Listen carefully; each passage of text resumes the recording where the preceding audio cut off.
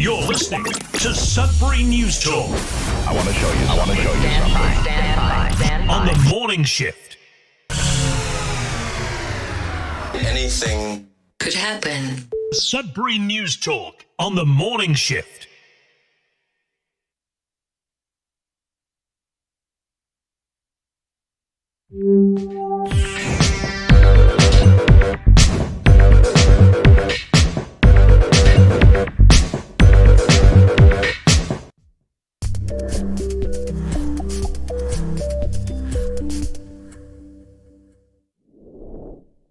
Well, good morning, everyone. Welcome to Sudbury News Talk. On the morning shift, I'm AJ Walsh. I'm glad to be here with you. I'm glad that you're here with us. We're live on CKLU 96.7 FM. On the radio, we're also streaming at cklu.ca online. You just click on the Radio Player Canada app on our website. You can stream us. You can also download the same Radio Player Canada app and take us with you and listen to us anytime, anywhere on your favorite device. We're also streaming.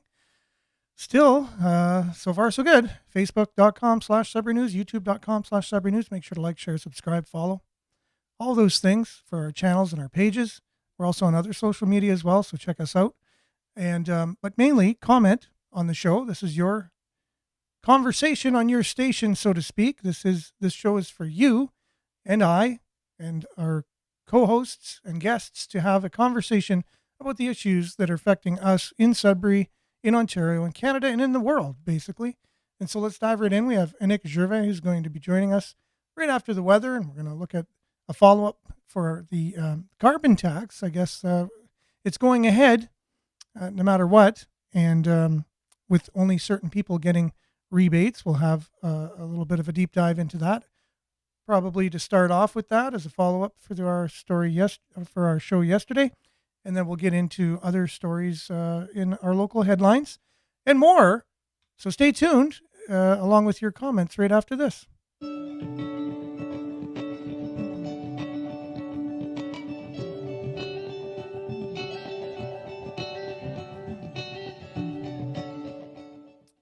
And Sudbury Weather is brought to you by SudburyWeather.ca. Currently it is -2 degrees, feels like -10. There's light snow. Today, you can expect cloudy, 30% chance of flurries early in the morning. Winds will be gusting up to about 50 kilometers per hour, high of -1. Wind chill will feel like -9. Going to be a nippy, cool, crisp day today. Tonight, mainly cloudy, clearing late in the evening, and the low will be -8. Wind chill near -12. Now, this is colder than what we had talked about, forecasted for on yesterday's broadcast. So it looks like it's a little colder than what Environment Canada thought. So Wednesday, mainly cloudy. That's tomorrow. Be a high of 0. Wind chill will feel like -13. And that's about it. So yeah, pretty cold. Now let's look at your little bit of a 6-day long range forecast. Mainly cloudy, high of 0 tomorrow. Thursday, high of 3, 60% chance of rain or flurries. Chance of flurries on Friday, 30%, high of 1. -2 is the high on Saturday with a 30% chance of flurries.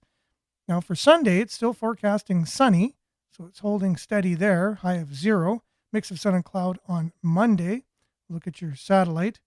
That was from yesterday still, so I'm sure it looks very similar today. There you go.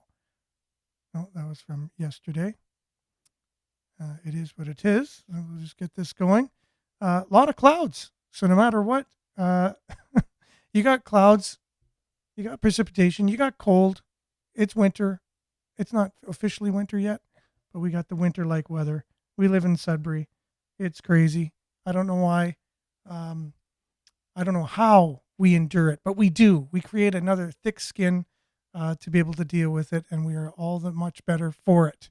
That's your Sudbury weather, brought to you by SudburyWeather.ca. We'll be back with a Nick Gervais, a follow-up from yesterday, the news headlines from around here in Greater Sudbury, and much more, including your comments right after this.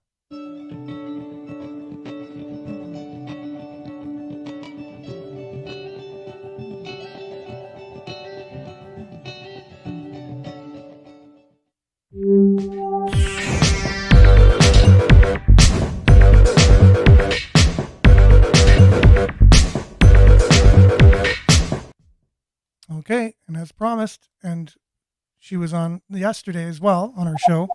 And Nick Gervais joins us now. How are you doing this morning? Hello, Aaron. It's nice. I had a great restful sleep. I'm having a great day and I have more energy. I'm getting more energy. I was a little under the weather and every day I get more energy. I think you have more energy today too. Well, I was even thinking that myself when I was introducing the show. Uh, just it sounds like I have more energy for sure, and I Yeah. think I do. I think I do. I think I was exhausted, didn't get that good of a sleep the night before, and got a good 8 hour sleep last night, which I don't normally get. Sleep is important. Hugely, I think it's definitely not underrated. That's for sure. I mean, I it is underrated. It's definitely not overrated for sure. Yeah. No, it's definitely. I was seeing online a lot of people complaining about this carbon tax, and I saw families that purchase a wood stove for their home, and because they're saying that last year our natural gas bill was just insane. And I remember seeing an article saying that electric might be better than natural gas. And do you remember when they switched us all over to natural gas because I it's going to do. be cheaper than Yes. electric? And it's Yeah. just like, okay, we're just a bunch of numbers for you, and it's whoever's in power that owns the power of them, who gets the most money for whatever. Who, Yeah. I guess, Trudeau's friends with the electric guy. Yeah. No, it's true. Well, again, right? It's kind of like insider trading in a way. So if Yeah, you're a politician and you're able to create policies, your family and friends and everyone can get rich can off those benefit policies. generational health, wealth. 100%. Because you know exactly, so all these politicians around the world, they're going green, right? They're all making these policies for green energy. Guess what they're investing in? Guess what they're telling all their friends and family to invest in, right? So they're making the Right. policies. They're getting rich off the transition from a former source of energy to what they want. And even if it doesn't get there, because I don't think we can't power the world as it is right now with solar panels and windmills. It's just not going to work. But they can still get rich in the meantime because people invest in it, right? They put their money in the pot and then they can pull their money out at any time and they get rich. It is that simple. It's not that complicated. No. So that's what we see going on around the world. And what we see going on around this show is that many people are already joining us. And I want to get us up here on my screen just so I can monitor. Here we are. Where's Facebook? I guess I'll have to get it over here. Okay, so many people joining us already. Now, Judy's back to being first to the party on Facebook. So good morning, Judy. Thanks for being with us. Monique, good morning, Sudbury. Sunshine emoji. We need all the sunshine we can get, even if it's an emoji on the show this morning. Thank you so much for that. Vin, morning. And Maurice, good morning. Oh, again, another sunshine emoji. Thank you so much for that. Belinda, good morning. Remember, when you forgive, you heal. And when you let go, you grow. This is Right? true. Isn't it true? Belinda, I like your style. It is true. I have to agree with that myself. So no doubt in my mind. You never want to harbor resentments against even the ones that do the worst to us for the Like longest Trudeau. time. Trudeau. It's true, though. Yeah, exactly. You're setting us up for the week here. I think we're going to be diving in, as we were talking before the show, on Justin Trudeau and maybe a report card of how he's done over the last 8 years and who is Justin Trudeau and how experienced was he before he took the helm, being a part-time drama teacher, and now he runs a G7 country. It's interesting. I don't know if I was to apply for the job of running a nation and I had on my resume that I was a part-time drama teacher, I don't think I would have got the job. But I think if your dad is Pierre Elliott Trudeau, Well, then is you that can. his father? Oh, we don't know for sure. No, there's no exact. We don't 100% know. We can. He sure looks like his other father. We're told we don't know, right? So that's the real answer is we don't know. Denise, good morning to you, and David, good morning. Take care. Stay safe. Same to you, David. Thank you so much. Belinda says there may come a point where Canadians have no choice but to revolt against this carbon tax. When you're choosing whether to eat or heat. Hey, you got some good. That's a good one. Good rhymes here. Eat or heat your house. Well, you don't want to eat your house, but you might have to. If you heat your house, you might have to eat your house because you can't afford groceries. You have a decision to make for sure. Now look at this. We have a gentleman who's been watching from Pakistan. So Cool. Good morning to you all the way in Pakistan. I hope that this show can be somewhat educational, entertaining, and all that stuff, even though we're on the other side of the world. So thanks for joining us. Miles is chiming in here. Good morning, Miles. The Liberals. Does that say, do you know what that word is? No. Coalesced? Coalesced. Yeah, that is a word. With the bloc to vote down the Canada-wide carbon tax pause yesterday. So they are kowtowing to the separatists now. Yeah. So they're making coalitions with, just to get, again, that's the whole Marxist doctrine. Everyone's your friend as long as they move your agenda forward. And as soon as they become, they're not useful anymore, you just discard them like a garbage in the garbage can. So it's Marxist doctrine. It's Marxist playbook stuff. As long as that's why they kind of they take over movements. Like they've taken over the gay and lesbian movement. They take over the feminist movement. They take over the suppressed races movement like Black Lives Matter. They infiltrate. They take over those causes because they move their cause forward. And as soon as they're no more of worth, they're gone. They forget them. They don't talk about them anymore. They're on. They just want absolute power is all they're after. And that's what we see in our own country today. So they voted down the chance for the rest of Canada to get the same pause that that mainly Newfoundland is getting, because that's where they need to keep their votes for the Liberals to keep them in power. Good morning, everyone. Yes. From Pakistan. Okay, good morning. Danica with a heart emoji. Miles says Pierre Trudeau was a Marxist, actually. Went to the University of Moscow in the 40s. Well, and again, that's not a surprise to me. It's common knowledge that many of our leaders around the world are Marxists. Our schools teach Marxism as the ideology of choice, and you have to be, or else you don't get your paper peer reviewed or published or anything. So what does that become? All of academia is Marxism or Marxist, and you have to be a Marxist in order to do anything in academia. And then everyone points to academia as all the knowledge and all the people who know anything, and it's all Marxist. So you're only pointing back to a Marxist ideology to say, wow, look how smart we are. It's Marxist. So it's not. No, there's other forms of ideologies out there that make a lot more sense than Marxism and aren't designed to destroy all of mankind at the same time. Oh, okay. Okay, so do we know about Pakistan? I know probably about average of what most Canadians would know about. Leandre, is that, am I pronouncing the name correct, Nick? Leandre. Oh, cool. Thank you for being on the show. Perfect timing. Every party in the parliament is socialist except for conservatives. And I would even go out on a limb and say they're probably conservative Marxists as well.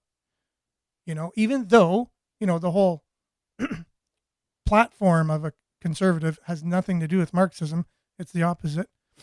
I would suggest that there may be some wolves in sheep's clothing there. Okay, I am a woman of God evangelist from Pakistan. Well, thank you so very much for joining us. And we do bring this up quite often. We talk about science a lot and Marxism doesn't believe in God, but it believes in theories of, like Darwin was a Marxist, right? And the Darwin theory is the theory of evolution, right? That there was no creation. That would come from monkeys. Come from monkeys, exactly. There's a little whatever cell. But I don't see any monkeys turning into humans. But kind of thing, right? There's the missing link kind of thing. They haven't found the missing link. So it's a theory. it's not a proven fact It's a that theory. Darwin's theory of evolution, right? So here you go. This is what I was thinking the other day. The reason why a Marxist person who doesn't believe in God, or even someone who's an atheist and can't handle the idea of creation, that how could a God just create something out of nothing, right? Isn't that like, can you think of almost any other main argument other than that? Like, obviously evolution, things take time and they progress, and that makes more sense according to science. Am I right Right, on but that, or am I wrong? well, I don't know. I think you're wrong. People create things from nothing every single day. They have nothing and then they create something. Well, this is the thing. So A the bookshelf. main, There's no bookshelf there, but I, the creator, yeah, have decided I'm going to build a bookshelf, and I build a bookshelf. yeah, Therefore, there's a bookshelf out of nothing. and the whole ironic thing about this whole thing is that people who believe in evolution also believe in a scientific theory called the Big Bang, which is what? Yeah. So they What actually is think that? it's like this molecule, this thing that's like this big that created everything. So creating something out of nothing.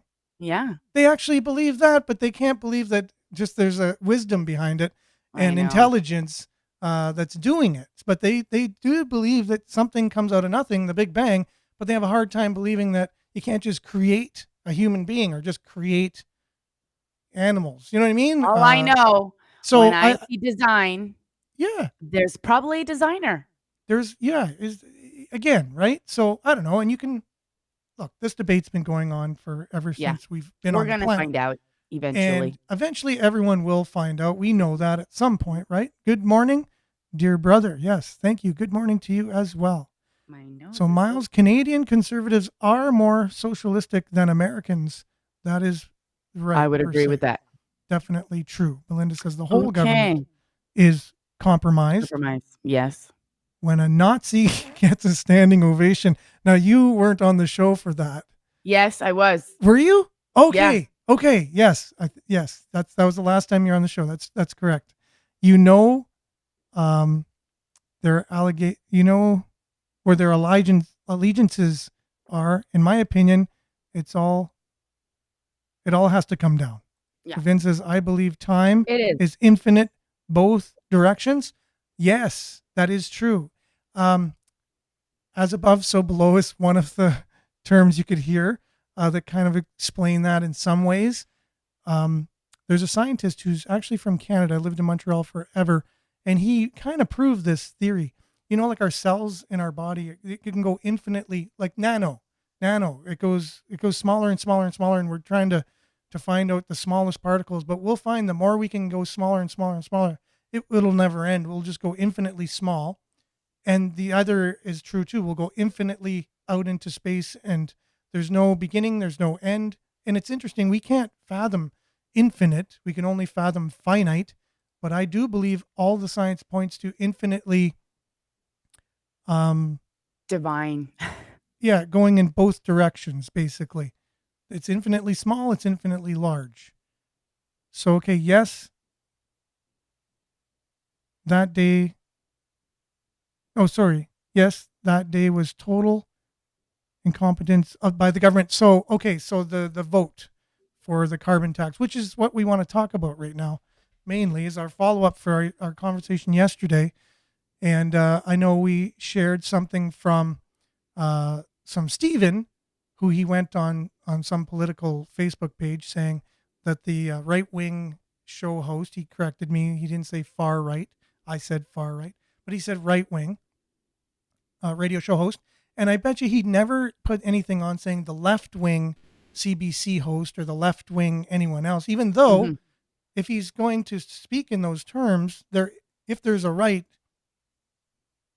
Let's just not be hypocrites. You know, if you're Exactly. going to talk and use Yeah. certain words to describe someone, why aren't you using those same words to describe another group, which just shows your allegiance? So Yes. just be aware that you are, you have allegiance. You're not this Yeah. open book that you claim to be.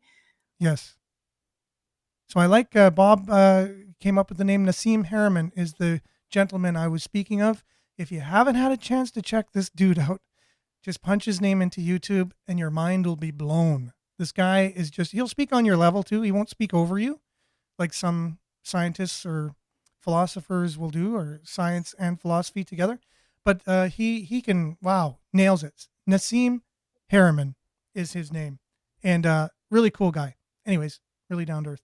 So I know I sent you the story from Vivienne Lapointe complaining or having some disdain for Andrew Scheer being in town and trying to, spread misinformation about climate change. And conservatives, they don't know anything about, they don't have a plan for the climate. And how dare he, and all these things and whatever, right? So now we'll see some partisan going on here. Well, she is the Liberal MP for Sudbury. Mark Sette is the Liberal MP for Nickel Belt. And so they're both Liberal. Sudbury's only been Liberal or NDP, and Nickel Belt as well. Same thing. All this whole area, NDP, Liberal. So really, federally. Provincially, I think it's probably the same. I can't remember ever having representation from a conservative here. And so, yeah. So I don't know. What does that mean? Just means we've never had it here. So, but anyways, Scheer isn't sharing the whole story with Sudburyans. So he must be lying. He's trying to deceive Sudburyans. So let's see if Vivienne Lapointe makes points here that are credible. Conservatives don't have a plan to fight climate change. So right away, as my reporter brain wants to enact itself, I would say, well, what is the Liberal plan for climate change? Right. So they keep saying that the conservatives don't have a plan. The Liberals have a plan, but what is that plan? Right. If you look at the plan, now that's one other thing. So we'll just keep with the story. They do have a plan, and part of it just is to tax you. Yeah, obviously. To tax you. So money somehow to It's pay going more to fight climate change. It's going to fight it. So then, okay, but you need money to do things with. So I'll give them that.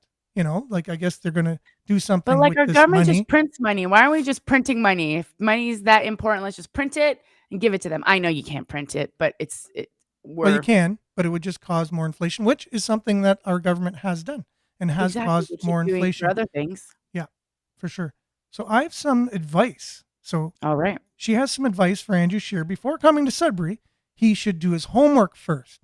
So here's a little bit of a condescension from the very non-condescending, very all-inclusive Liberal, right. already starting off being condescending. Doesn't sound like being very nice.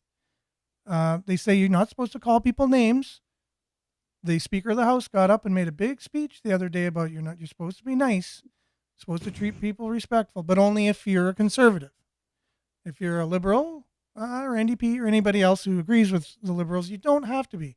You can do all the name calling you want. People living in Sudbury and across Northern Ontario who heat their homes with oil are receiving the same 3-year pause on the carbon home heating levy as those living in the Atlantic region. Well, the only thing is 40% of the people in the Atlantic region heat their homes with oil. So 40% of the people in Atlantic Canada are getting the rebate. How many people in Ontario? I think it's something like 4%. Wow. So very little amount of people are getting it here, if that's indeed the case. Okay, so goes on to say, and if Mr. Scheer, so again, you're more condescending when you say Mr. And if I say Ms. Gervais, Ms. Gervais, what does that say? Am I being respectful or am I being condescending to you? Sounds condescending. Exactly. So there's more condescension, and only the third sentence of her story here in the Sudbury Star. Can do a stopover in Toronto while he's touring our province. He should ask his conservative pal, Doug Ford. So again, if I said, I love that they always do that. They're not even talking about the topic. They're going to talk about other things. We're not talking about that. Now they're making it political here again. They're pointing blame, which liberals always do. They always blame. They're still blaming conservatives, even though they've been in power for 8 years. It's the conservatives' fault.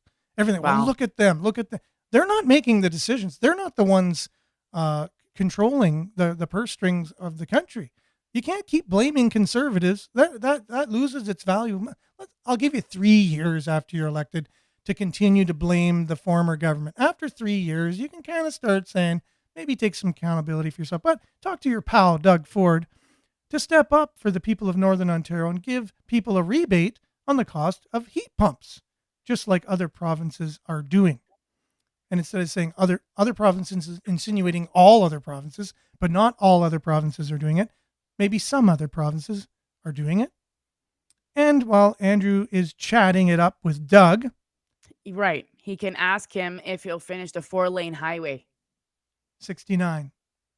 Mm-hmm. Well, Liberals were in government for how many years? And we didn't have that highway under construction. So it was just in the last few years of the Liberals being in power in Ontario that we had some movement.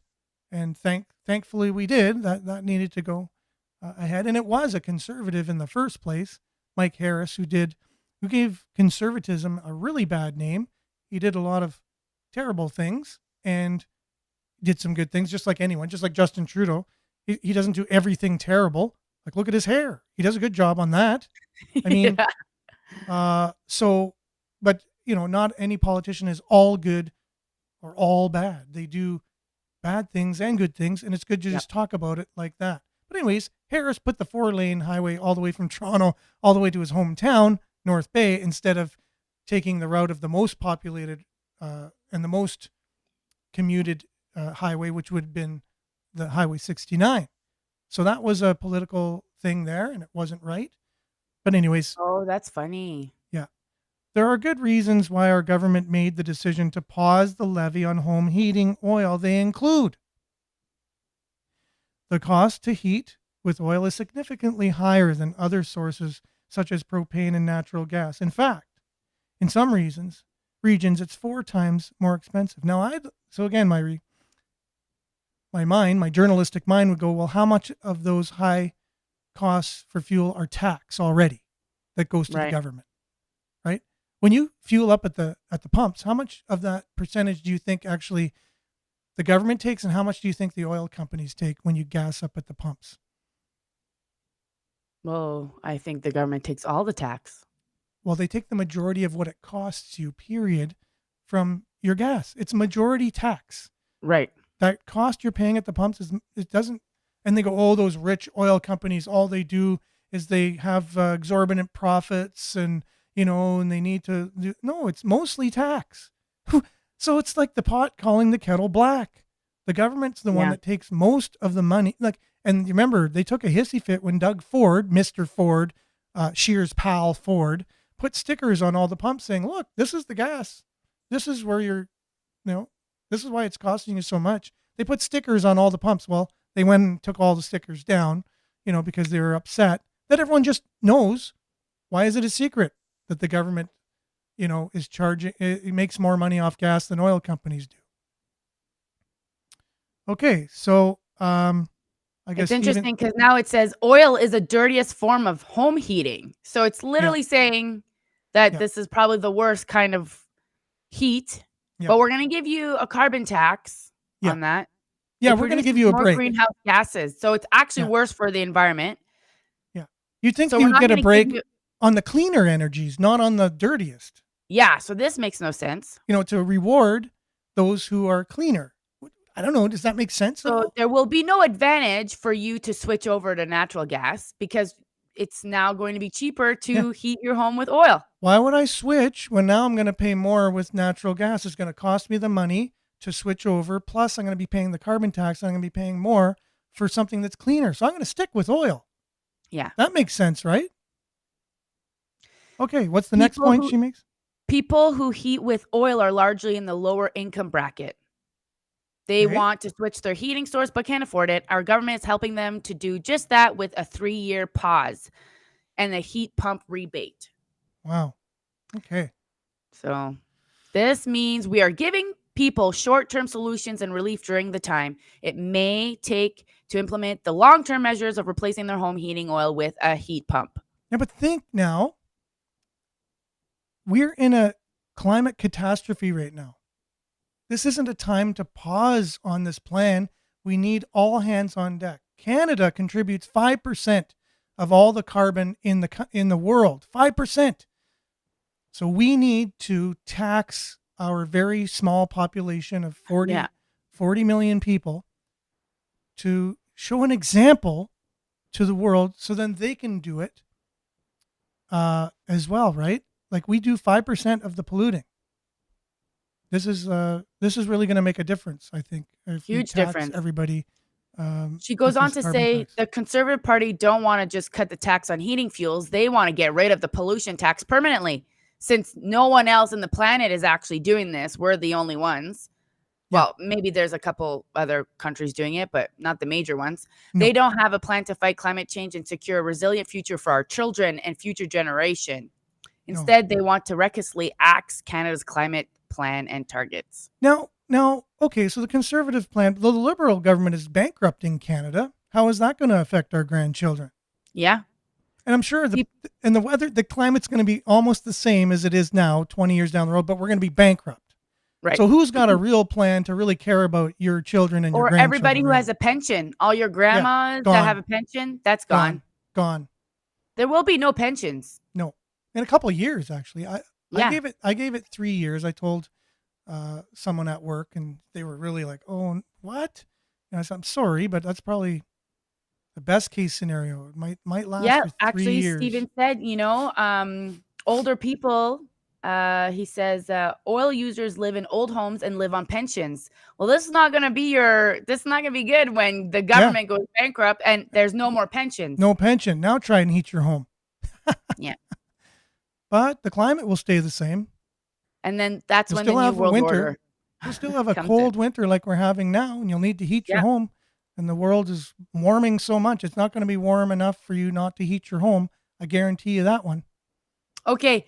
She says, Canadian knows we need to meet our climate targets. We cannot accept devastating floods and wildfires as a new normal. Ignoring climate science is not an option.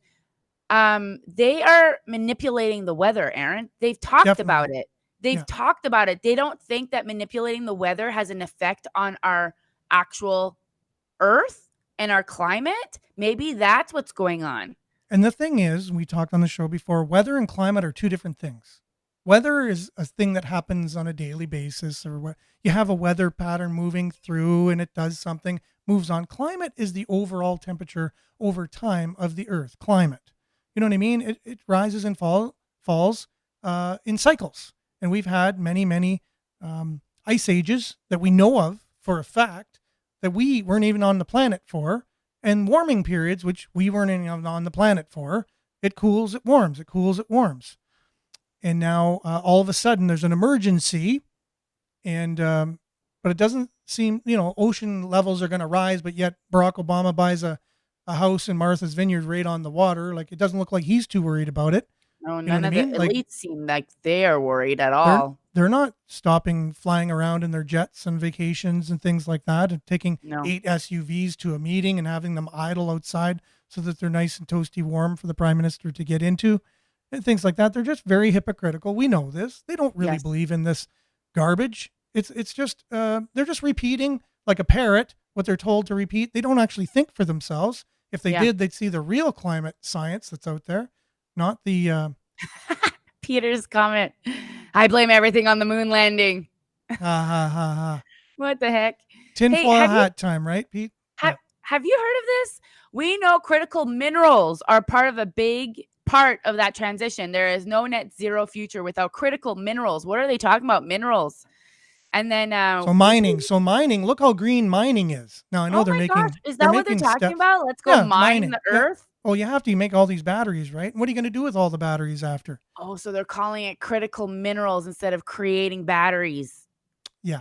And they get exploited children in Africa who are in their bare feet. $3.9 billion investment. Yeah.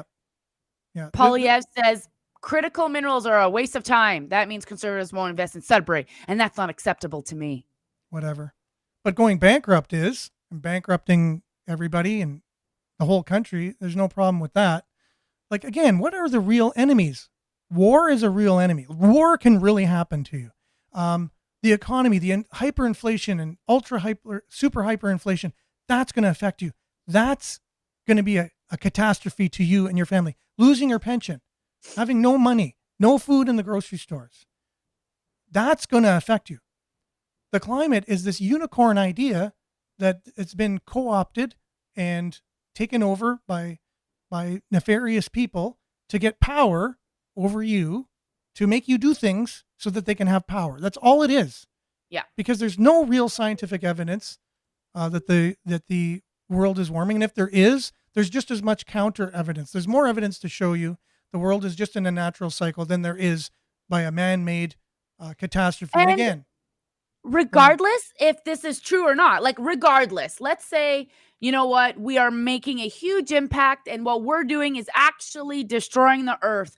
But when China and the US is just dumping all their garbage and India is just dumping their garbage and now you're bankrupting Canadians, it just makes no sense. We're a small country. We make very little impact on the world per se in terms of our carbon footprint. Our carbon footprint is almost net zero compared. If you compare it to the world, 5%, that's all we contribute. And again, note to everyone out there, plants love carbon. So if you are a plant, you want more carbon. We have more greening going on in the world now than we ever did. And we can try and even cut down as many trees as we can. They're just going to keep growing. Look at the property. Try cutting down trees. They're just going to come up like weeds. Trees spring up everywhere. You can't even stop them. No. You see, after a fire in the forest, it doesn't take long for the whole forest to come back in full force, kind of thing. So it's true.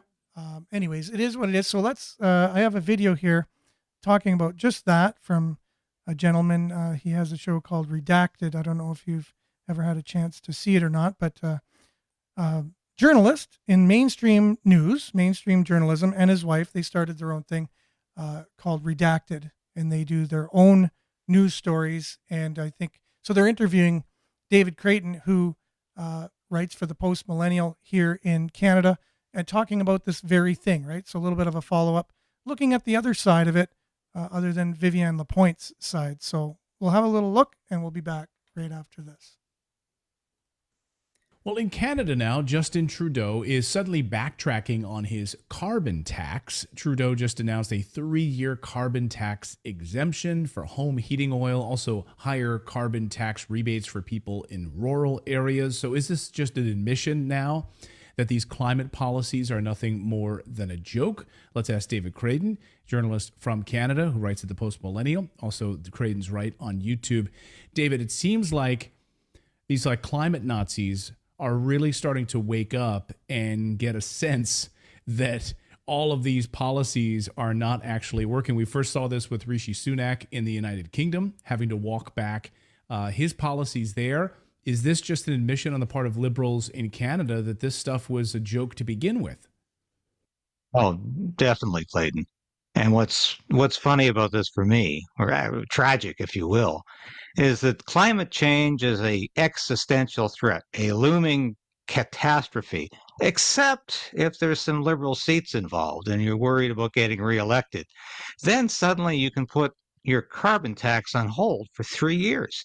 Now, that would have been anathema to the Trudeau government just 6 months ago, because this is a disaster waiting to happen here, and we've got to do everything possible to stop climate change. And the carbon tax is something the Trudeau government touted as its major offense in the war on climate change. And of course, the whole thing is a big joke anyway, because Canada produces less than 5% of the world's global gas emissions.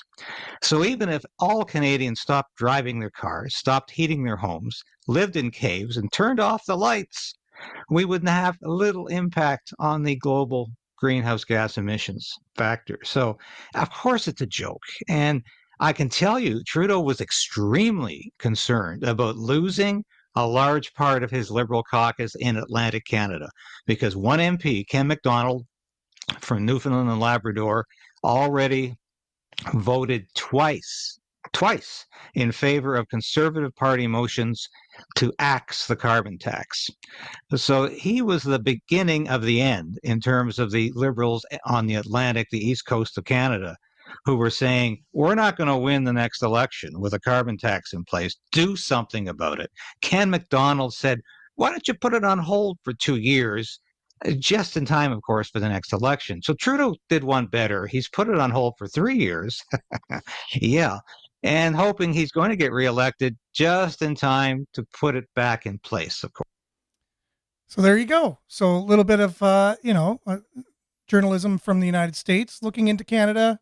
And, again, I like how he said, even if we turned off the lights, stopped driving, lived in caves, had net zero, it really wouldn't make any impact on the world anyways, even if it was a thing, which it's not.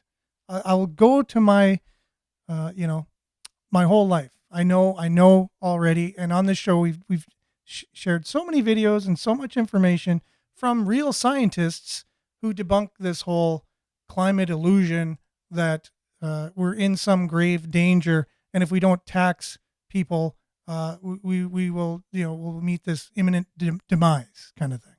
So done. You got the last word. It's all a money grab. It's all a money grab, and it's all about control. There's way more serious things happening. The government has given millions and millions and millions to Ukraine, and now we're going to be giving more money to all these other countries. And it's just like, really, we should just be taking care of our people here. There's families that can't afford to buy food, and there's families that can't afford to heat their homes. Yeah. So it's just ridiculous that we're just dishing out millions of dollars, yet you could have not taxed us on the carbon tax if you would have just kept your own money. Yeah. I mean, so tomorrow we'll be going into a little bit of possible corruption. I know there hasn't been much corruption from our federal government, but we'll talk about the few cases that, Justin Trudeau and the Liberal government have been involved with, criminal allegations against this federal government. We'll talk about those tomorrow and many, many more, and try and get a bit of a report card on how it's been, and this is just part of the whole thing. If your world is coming to an end, I mean, almost nothing matters anyways. So I guess you can just spend your way, just keep spending, as long as we invest in this supposed green energy that's going to save the planet. You have to back up what you're saying. You have to make a case for it. You have to convince someone like myself that it's real, and you haven't, because it's not. And you taxing people and being a criminal isn't really going to save the planet. It's not. So thank you for coming out, and maybe you can go back to being a part-time drama teacher. And oh no, he can't. That's right. He was expelled. Right. So Sudbury's mayor joins push to declare intimate partner violence an epidemic. Did you know about this? No. So in the Soo, there was an unfortunate incident that happened a couple weeks ago where someone decided to kill his whole family and then kill himself. We've seen this before around the world. It happens. And so there was this push that came out of nowhere, and it was tragic and devastating, and that should never happen, obviously. But there's this push to declare it a epidemic. So Whoa. They call it intimate partner violence epidemic. You know how we have everything's a crisis, everything's an epidemic.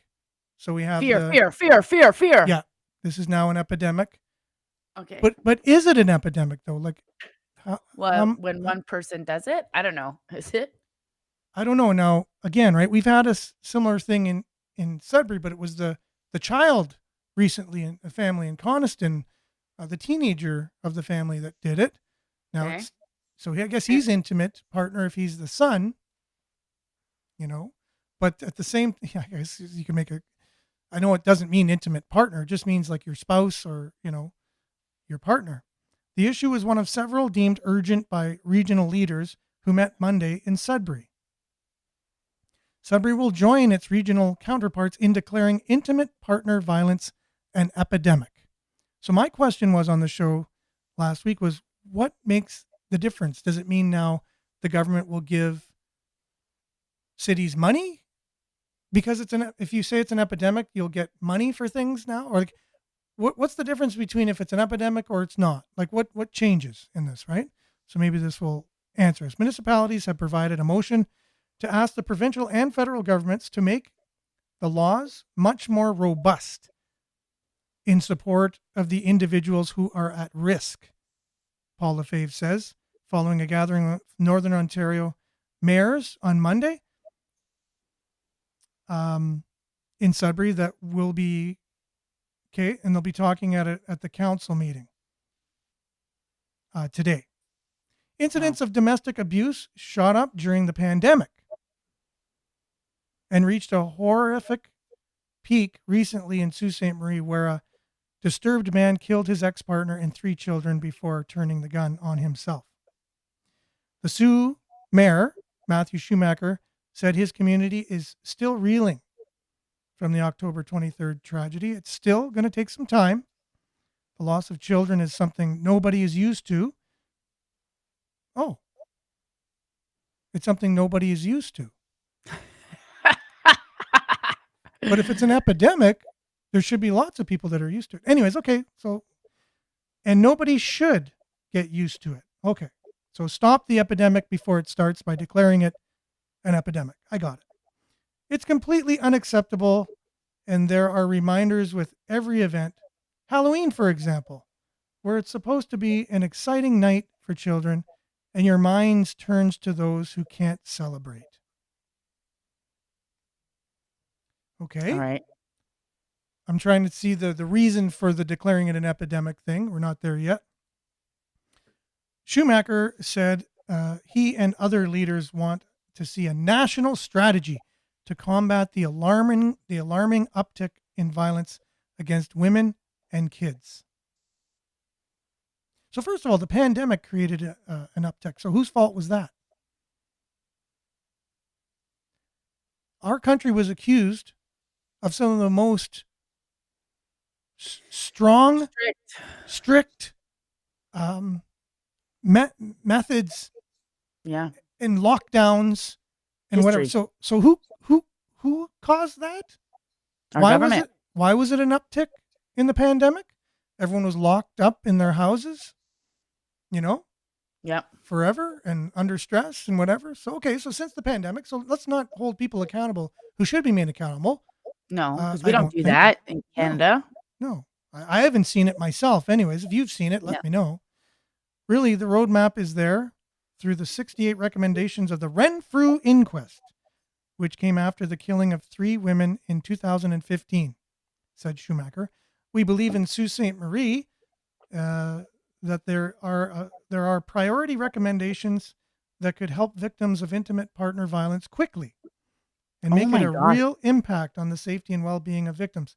Now, I thought there was something. How much money are we dumping into this? Well, this is the thing, right? We'll see. But anyways, I thought 911 was that whole thing. Like if someone's coming at you, you got a cell phone, 911. And that's very crisis. The police are there within minutes. And even if you need an ambulance, it's there within, and then you report what happened to the police. And then there's legal ramifications, right? So I'm wondering what we're going to have over and above that system and what we're talking about here. Recommendations to deal with it quickly and make a real impact on the safety and well-being of victims who are disproportionately women, our grandmothers, our mothers, our sisters, our daughters. We want to see those implemented. Both the federal and provincial governments need to cooperate on a strategy to prevent future tragedies. They're going to prevent future tragedies, are they? They're on a war now against violence in families. They're going to go to war like they're going to war against climate. They're going to war against homelessness, war against drugs. How are all these other wars turning out? Let's see. Rumors of wars. Yeah. How are they going to stop violence in the home? Like, unless you change the whole How about, well, yeah, exactly. So just bring up the people. cost of absolutely everything. People are Yeah, starving. People are yeah, cold. This is a great way to yeah, help people who have schizo issues mentally. yeah. That, that this is a great way to help all your mentally ill individuals.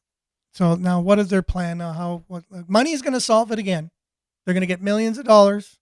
Right. That's going to help people to not commit violence against their loved Right. ones. And then we'll see how this pans out for them in 10 years. We'll go back and see, oh, has it gotten any better?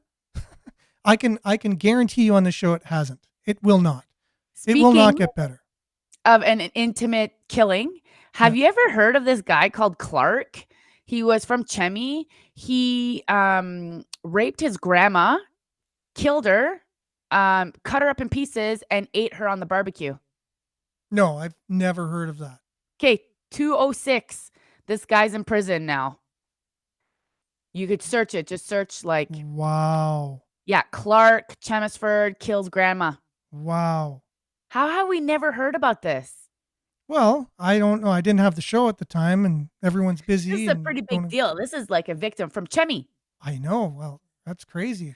And Is what I it's, heard. I haven't seen this in the article, but my friend, her person, she met this lady who works at the jail cell, like the correctional. She's a correctional officer, and she was talking to this guy, and he raped his grandma, Ouch. chopped her up in pieces, and ate her on the barbecue. Hmm. So Yeah, we that's we terrible. definitely need to invest millions of dollars in this, Aaron. Well, that's what I'm saying. How is that going to stop someone like that from doing that? You have to change the whole social structure and fabric of our And here's the nation. thing: he was sexually abused as a kid. Exactly. And he went through some help. Obviously, the help didn't really work. So maybe focus on help. There's no help. We have a homelessness problem. There's nowhere for these people to go. There's winter. They're going to start dying on the streets. But, who cares? Who cares? Yeah. We don't care. We're just going to, tax the people who are actually making a living. Climate tax. So that's Yeah. going to help the climate, but it doesn't really make a difference for the next 50 years. Anyway, Yeah. I think it's linked to the affordable housing thing because they mention it. Federal funding for housing is available through CMHC, but the challenge is very complex and very laborious to get it. So it's a matter of streamlining the process, Paul Lefebvre says. So it's about money and building houses and who's going to get the houses. So if you say, I've been, in a relationship where it's, there's been some signs of abuse or whatever, maybe I get the house first. I don't know if that's what the epidemic idea changes at all, but we're not sure. So I'm just still seeing how being an epidemic changes things and how that's going to make a difference. Legislation is being contemplated by the federal government, and for us in northern communities, we're concerned for the regulations. We're concerned that these regulations can actually hinder more access to air service opportunities, said Lefebvre. Another shared wish to grow the extraction of critical minerals and ensure the process facilities like some being created. Oh, so those were other issues they discussed at the mayor's conference. I thought this had to do with the in-home violence, but it doesn't. It's just other issues they're talking about. So I guess the future we'll have to see, Yep. If money and whatever they're going to do that calls this an epidemic actually stops people from being violent with each other. Violence has been around since when? When do you think, how long do you think violence has been around with From humankind? the first day humans were created. Okay. But our Pretty Canadian close. government is going to stop it. Oh, Wow. yes. So how long has sure. climate been around for, do you think? Oh, since the creation of the earth. Our government's going to stop it. Oh, wow. We have a Homelessness- really good government. Homelessness has been around for how long? Oh, that's, probably a long time. Our government is going to stop it. Oh, yes. Yep. And people being addicted to things and whatever, being addicted and taking Our drugs. government's going to stop that too? No, they're going to give you free drugs. Oh, okay. Yeah. So They're not that going to makes, stop that. no, that makes sense. They can offer you medical assistance in dying, though, if you reach a point where it gets to be too much of a problem. No. Then they can help you. just back to the story I was talking about. I don't know if he's actually from Chemmy. I can't see it, but it's all Sudbury articles. So he's from Sudbury. Casey Joe Clark. He was 31. Okay. Well, we'll have to look into that maybe. If ever someone looks into it. And if you find anything, just message me at on our Facebook Messenger or sudburynews@gmail.com. It's all the time I got. If you have any stories that you want to share or want us to talk about it, send it to Aaron on a private message and we'll look at it. And we do. And Denise sent me something. Jerome sends me things. There's a bunch of listeners and viewers that send me things, and I appreciate it. And a lot of them I do use on the show. And Denise just sent me something recently. I'm going to use that on tomorrow's show. So I really appreciate that. Cool. Keep them coming. And thank you very much for watching and listening, everyone. Especially a lot of people I've seen for the first time commenting. So continue to be with us, be part of our conversation.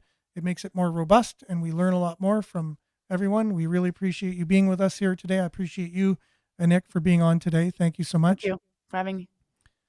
Stay tuned now for Earshot Daily on CKLU 96.7 FM. And we'll be back, God willing, same time, same place tomorrow. Have a great Tuesday, everyone. Ciao.